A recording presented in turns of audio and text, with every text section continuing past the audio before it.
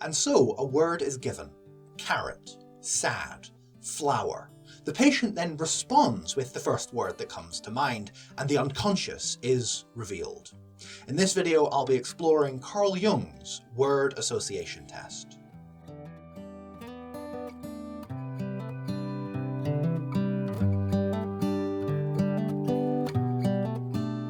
Here at Pneumanosophy Academy, we believe in expanding consciousness, in taking that pilgrimage into the imaginal. I'm Lewis, and if you'd like to be part of Pneumanosophy, do subscribe and click that bell. Having completed his doctrinal dissertation on the mediumistic abilities of his cousin, in 1900 Jung began working at the Bugolski Psychiatric Hospital in Zurich under Eugen Bühler, Switzerland's leading psychiatrist. 2 years on, Jung and Franz Riklin, another one of Switzerland's budding psychiatrists, began developing the word association test, also called the association method. The word association test consisted of running through a series of 100 words. The specific words used evolved over the course of their research. Here is the list as it stood in 1910. The patient was instructed to respond with the first word that came to mind. The doctor or auditor would record their responses, as well as record with a stopwatch the reaction time. The test would then be repeated, and discrepancies in the patient's responses would be noted. The auditor would also note the patient's tone and manner, and on top of this, a galvanometer would be used, which measures the small changes in the electrical current that ran through the patient, supposedly detecting psychological change, and I'll say more about that later in the video. The test was portrayed in the 2011 movie A Dangerous Method.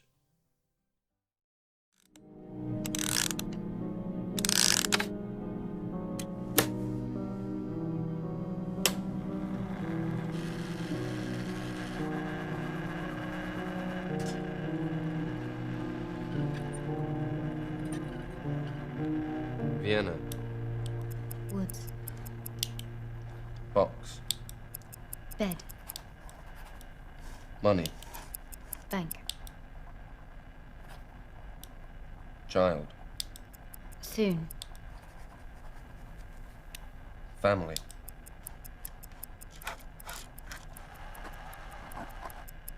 Unit. Response time varied a great deal, and occasionally patients would fail to respond entirely, which is surprising given that many of the so-called patients being used for research were psychologically normative, educated, and articulate. Often Jung's own family and friends. In the clip, it was his wife, Emma, being portrayed, who was undergoing the test. Jung believed then that this variance was the result of often subtle emotional responses being triggered, the result of the patient's psychological history, perhaps indicating trauma or fear or emotional dissatisfaction or just a void of feeling. The specific word used is often treated by the patient instinctively as if it were a question, as if the auditor was inquiring how the patient would behave towards said thing, or what their thoughts were concerning said thing, all of which would colour the patient's response. For those patients who did suffer from what Jung termed hysteria, a single word could cause patients to lose objectivity and deviate from the test entirely, as if the word itself represented an attack on the patient's character, begging for a defence. The purpose then of the word association test was to identify complexes. So we need to consider what a complex is. A complex is a constellation within the psyche of images and ideas, characterized by a common emotional tone. Complexes can behave as if they were independent beings within the psyche, with their own distinct agendas. The idea of complexes, then, offered Jung a means of accounting for the simultaneous activity of multiple sub-personalities operating within the psyche. And this is why he had an interest in the word association test. It's why it followed on naturally, though it's not apparent at first, from his interest in the mediumistic abilities of individuals, those who could purportedly communicate with the dead. For Jung, the psyche, being the domain of multiple sub-personalities, is not an irregularity, not a product of mental illness, but rather the norm.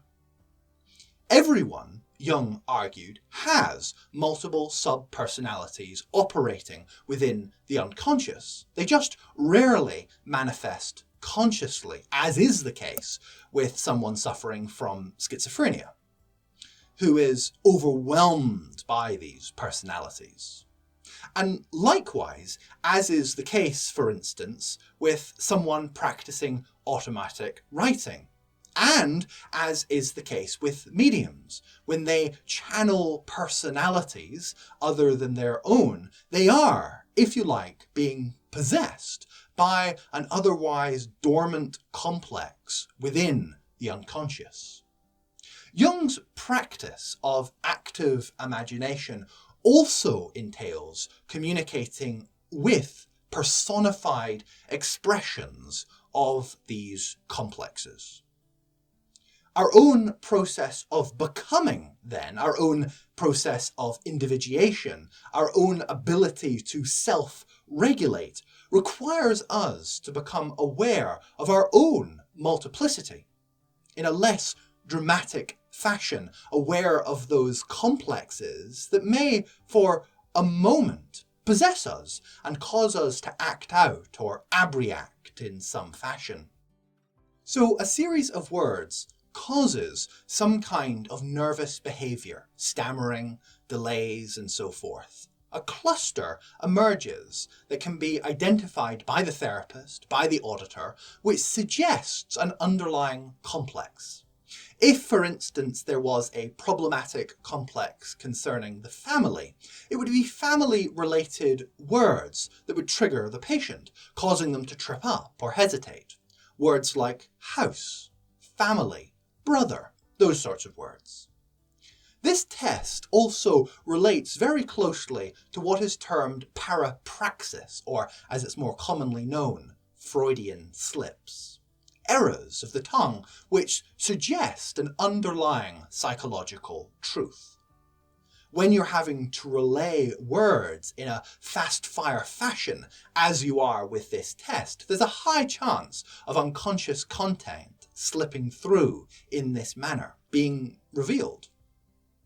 Having then identified the problematic complex, a therapist can then begin to move towards identifying the root problem, in order that they might, over the course of long-term talk therapy, address those issues. And this is Jung's word association test in a nutshell. Finally then, I wanted to look a little bit more closely at the galvanometer, the device which we saw Keira Knightley operate in the clip, the device that measures the fluctuating state of a small current that passes through a patient's body. The claim being that these fluctuations could be used to identify emotional content within the psyche, and was used, as we've seen, as one amongst several data points to identify what for the patient are triggering or charged words. The reason then that a current passing through a patient's body fluctuates is due to the conductive properties of the patient's skin changing, which is due to the state of a patient's sweat glands changing. And that change causes the body's electrical resistance to fluctuate.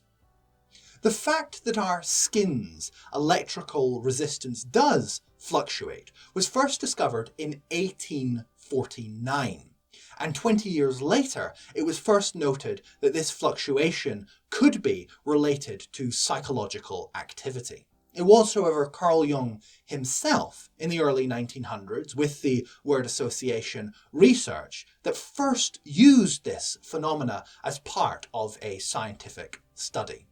He believed it offered nothing less than a looking glass into the unconscious, and his research popularized the device's use amongst psychologists broadly.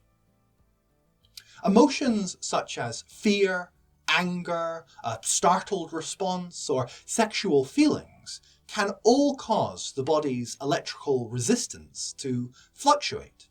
And it's this same principle that was used to create the first polygraph machines or lie detectors. And it's also the same principle that is used in Scientology. Their E-meters are likewise just another iteration of a galvanometer. They use the device to bring individuals from what they call a pre-clear state to a clear state, which amounts essentially to a prolonged use of an E-meter with an auditor until that individual can be subjected to any verbal content and it not trigger a fluctuation in the body's electrical resistance. Thanks for watching.